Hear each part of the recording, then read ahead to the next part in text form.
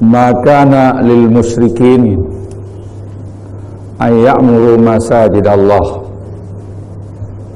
Tidaklah orang-orang musyrikin itu akan memakmurkan masjid-masjid Allah. Syahidina ala anfusihim bil kufri, dalam keadaan memberi kesaksian atas diri mereka dengan kekufuran.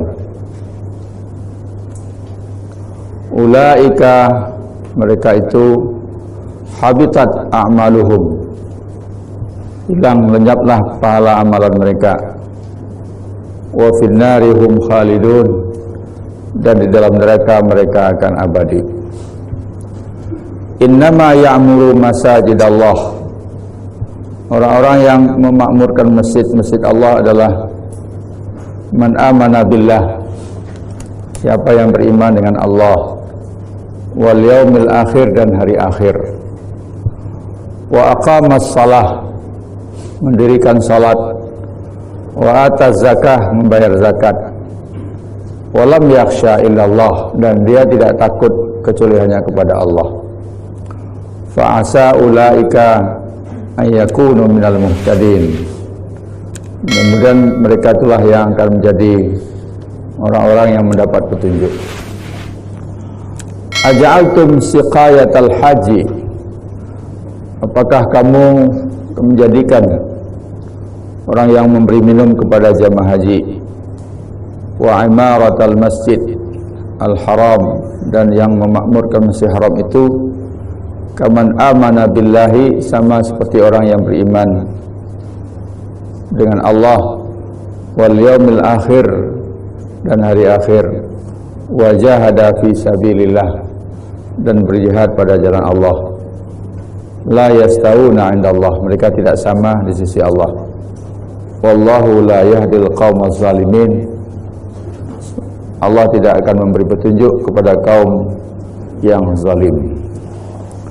Sadaqallahul azim, maha benar Allah yang maha agung. Dulu Nabi Ibrahim alaihissalam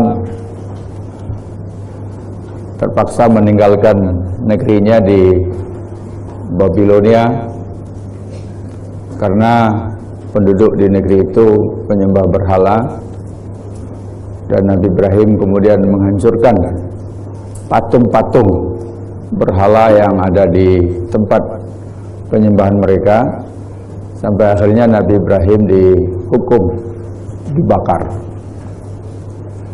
Kemudian Nabi Ibrahim atas perintah Allah pergi ke suatu lembah yang tidak ada tumbuh-tumbuhannya, biwadin ghairi dzi zar'in, yang waktu itu disebut Bakkah, ya, kemudian berkembang menjadi Makkah. Membawa ke sana istri dan putranya Ismail. Lalu orang-orang pada datang ke sana dan kemudian tinggal di situ setelah ada sumur Zam-Zam. Kemudian setelah itu Nabi Ibrahim kembali ke Mekah, kemudian mendirikan Ka'bah, dan akhirnya Ka'bah dijadikan sebagai pusat peribadatan kepada Allah Subhanahu wa ta'ala semata. Nabi Ibrahim meninggal dunia, diteruskan oleh Ismail. Ismail meninggal, diteruskan oleh keturunannya yang kemudian menjadi bangsa Arab yang disebut dengan Al-Arab Al-Musta'ribah. Tapi lama-lama datanglah berhala satu dua dari luar. Akhirnya tatkala Nabi Muhammad SAW diutus, di Ka'bah itu sudah ada 360 berhala. Padahal nenek moyang mereka, yaitu Nabi Ibrahim, justru diusir, dibakar, dan pergi ke Mekah, di negeri yang belum ada orang sama sekali, mendirikan Ka'bah, menjauhi berhala-berhala. Kok malah anak cucunya, keturunannya bawa berhala yang lebih banyak lagi, sampai 360 berhala. Masing-masing suku punya berhalanya sendiri-sendiri, sehingga kita bisa bayangkan Ka'bah itu penuh dengan berhala yang sebagian di dalam, sebagian lagi di luar. Jadi apa yang diperjuangkan oleh Nabi Ibrahim alaihissalam pada masa yang lalu kemudian hilang, ya. Walaupun sebahagian dari ritual ibadah yang ditinggalkan Nabi Ibrahim masih ada, seperti haji, tapi sudah bercampur dengan kemusyrikan dan kejahilian. Itulah kemudian Nabi Muhammad SAW dari cucu atau keturunan Nabi Ibrahim sendiri, artinya dari kalangan mereka sendiri, diutus oleh Allah Subhanahu wa taala untuk kembali membersihkan, ya, rumah Allah, Baitullah itu dari berhala-berhala. Maka pada tahun ke-8 Hijriah, seperti yang sudah pernah kita bahas dulu, Nabi Muhammad SAW dengan kaum muslimin dapat menaklukkan kembali kota Mekah dan membersihkan Ka'bah dari berhala-berhala itu. Lalu pada tahun ke-9 Hijriah turunlah ayat dari surat At-Taubah ini yang menyatakan bahwa orang-orang musyrikin tidak boleh lagi berada di Masjidil Haram, di tanah suci, dan tidak boleh lagi melaksanakan ibadah haji. Yang ayat itu atau surat itu diperintahkan kepada Ali bin Abi Thalib untuk menyusul Abu Bakar yang menjadi Amirul Hajj mengumumkannya di tanah suci atau di Arafah dan juga di Mina. Sehingga pada tahun ke-10 tatkala Mekah betul-betul bersih dari kaum musyrikin, baru Nabi Muhammad SAW melaksanakan ibadah haji yang pertama dan sekaligus yang terakhir.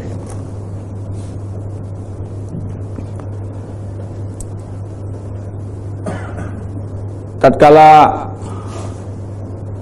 perang Badar selesai, kemudian di antara tawanan perang itu ada Abbas bin Abdul Muthalib, ya, paman dari Nabi Muhammad SAW, juga paman dari Ali bin Abi Thalib. Nah, setelah Abbas ini tertangkap, ya, Ali, ya katakanlah mencelanya. Kenapa Abbas mau berperang, memerangi saudara sendiri, paman memerangi ponakannya? Ya, Nabi Muhammad kan ponakannya Abbas, Ali bin Abi Thalib juga ponakannya Abbas. Kenapa Abbas mau ikut berperang memerangi keturunannya sendiri? Tapi kemudian menurut cerita Ibnu Abbas, ya, Abbas menjawab bahwa kalian jangan menghilangkan sama sekali jasa kami, ya. Jadi walaupun dia belum masuk Islam, tapi kami, Abbas bin Talhah bin Syaibah, berjasa, telah banyak berbuat jasa. Jangan kalian lupakan sama sekali. Jasa apa? Ya, kamilah yang memakmurkan Masjid Haram itu. Kamilah yang memakmurkan Masjid Haram. Kamilah yang menjamu jamaah haji. Kami yang memberi makan. Kami yang memberi minuman. Dan kami yang memegang kuncinya. Tapi tetap musyrik. Nah, itu yang dikatakan oleh ayat ini, maka nalil musyrikin ay ya'muru masajidallah. Tidak mungkin orang musyrik itu memakmurkan masjid, karena masjid tempat beribadah hanya kepada Allah semata-mata. Sedangkan mereka musyrik, bagaimana mungkin melakukan dua hal yang bertentangan sekaligus? Satu sisi memakmurkan masjid dalam hal ini Masjidil Haram, tapi dalam satu sisi mempertontonkan kekufuran mereka. Nggak bisa diterima, nggak masuk akal. Itu terjadi kontradiksi, ya, tanakut. Harusnya yang memakmurkan masjid itu orang yang benar-benar beriman. Maka lil musyrikina ayya'muru masajidallah, gitu. Makanya surat At-Taubah ya menyatakan mulai tahun ini tidak ada lagi orang musyrik di sana. Memang betul secara tradisional ya Bani Abdi Manaf mengurusi Masjidil Haram, mengurusi haji, menjamu jamaah haji, menyiapkan minumannya. Dan Talhah bin Syaibah turun-temurun dari keluarganya memang yang dipercaya, diberi kehormatan pegang kunci Ka'bah, ya, kunci pintu masuk ke dalam Ka'bah. Tapi mereka musyrik. Maka lil musyrikina ayya'muru masajidallah syahidina ala anfusihim bil kufri. Kalau mereka menganggap itu amalannya yang pantas diucapkan terima kasih, pantas dibalasi, Allah mengatakan habitat a'maluhum, nggak ada gunanya. Habitat, hilang semua amal mereka itu, didel semua, nggak ada gunanya. Nanti di akhirat tempat mereka di neraka. Wa finnari hum khalidun. Siapa yang sebenarnya memakmurkan masjid? Nah, ayat selanjutnya innama, ada adatul hasri, ya. Hanya yang betul-betul akan memakmur masjid itu hanya innama ya'muru masajidallah man amana billahi wal yaumil akhir wa aqamas shalah wa ataz zakah wa lam yakhsha illallah. Orang yang memakmurkan masjid itu dalam ayat ini disebut 5 syaratnya. 1, beriman dengan Allah, bertauhid. Beriman dengan Allah tapi beriman juga dengan berhala-berhala nggak bisa. Beriman dengan Allah tapi di luar masih melakukan kemusyrikan, itu bukan orang yang memakmurkan masjid. Apa artinya dia ke masjid? Jadi orang yang memakmur masjid pertama adalah orang yang bertauhid dan menjaga tauhidnya itu, tidak melakukan kemusyrikan, baik musyrik kecil, syirik kecil, apalagi syirik besar. Harusnya tidak percaya lagi dengan mantra-mantra tenung, tidak percaya dengan ramalan-ramalan. Ini kok di dalam masjid kok nanya ramalan? Enggak lagi tawasul ke kuburan, ya.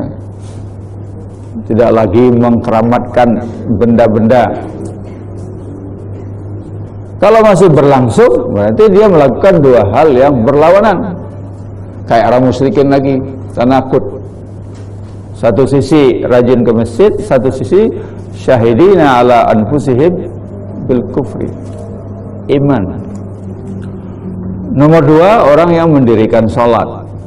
Bagaimana mungkin pengurus takmir nggak pernah sholat ke masjid? Ya kan? Kalau kita di sini kan istilahnya udah betul tuh, takmir masjid, memakmurkan masjid, ya. Di takmir itu bukan pengurus sebenarnya, harus ditambah pengurus takmir masjid. Kalau takmir masjid saja baru memakmurkan masjid, tapi kalau pengurusnya baru disebut pengurus takmir masjid. Tapi kalau kita di sini nggak pakai pengurus takmir saja, ya. Ya sudah dipahami.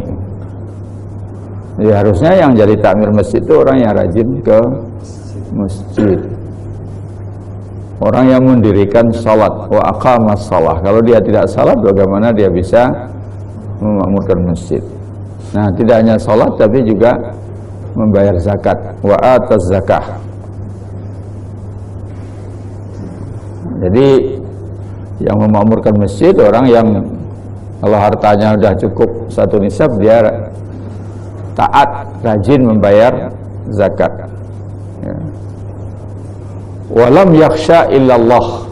Nah, orang yang mentalnya itu tidak takut apapun, tidak takut kepada siapapun kecuali hanya kepada Allah Subhanahu wa taala. Walam yakhsha illallah. Lalu Pak Amin Rais pernah ditanya pada zaman reformasi, kenapa Pak Amin nggak ada takutnya? Gitu. Seperti Pak Amin tidak punya urat nadi takut, nggak ada. Pada zaman kekuasaan Orde Baru sangat kuat, Pak Amin berani menyuarakan suksesi sebuah keharusan. Gitu. Apa rahasianya supaya kita juga jadi pemberani, tidak penakut? Nah, Pak Amin menjawab, rahasianya rajin ke masjid. Ya, rahasianya itu rajin ke masjid. Kalau ingin jadi pemberani, rajinlah ke masjid. Karena dalam Al-Quran dinyatakan hanya orang yang memakmurkan masjid yang tidak takut apapun kecuali kepada Allah. Walam yakhsha illallah. Jadi kalau ingin berani menegakkan kebenaran, bukan berani korupsi,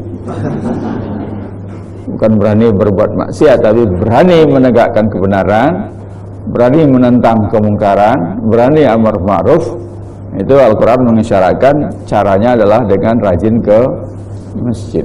Walam yakhsha illallah. Nah, di masjid ya ruhnya, spiritualnya terasa terus. Dia selalu berjamaah. Ya, setan juga lebih berani kepada orang yang sendirian daripada yang berjamaah. Gitu. Di dalam sebuah hadis disebutkan bahwa inna syaitana Zi'bul insan. Nah, hadis riwayat Imam Ahmad dari Mu'adz bin Jabal. Inna syaitana zi'bul insan kadzi'bil ghanam. Syaitan itu serigalanya manusia, sama dengan serigala menerkam binatang, kambing, domba. Ya'khudhu syatal qasiyah wan nahiyah. Serigala itu akan menerkam domba yang menyendiri, yang menyisih dari gerombolannya. Oleh sebab itu, fa iyyakum wasyi'aba, jauhilah menyendiri. Wa alaikum bil jamaah, hendaklah berjamaah. Wal amah, bergaul dengan orang banyak. Wal masjid, dan datang ke masjid. Jadi orang yang sering ke masjid, ya setan juga nggak berani ganggu, ya, karena di masjid ramai. Tapi kalau yang suka salat sendirian, telat lagi di ujung waktu, itu setan berani dia. Itu tuh sasaran empuk tuh gitu nih. Ya, digoda dikit lagi gak sholat dia. Itu aja sudah di ujung waktu sholatnya. Tapi kalau orang yang segera ke masjid, ya, bahkan mungkin dia yang menyiapkan sholat, ya setannya juga mikir juga dia.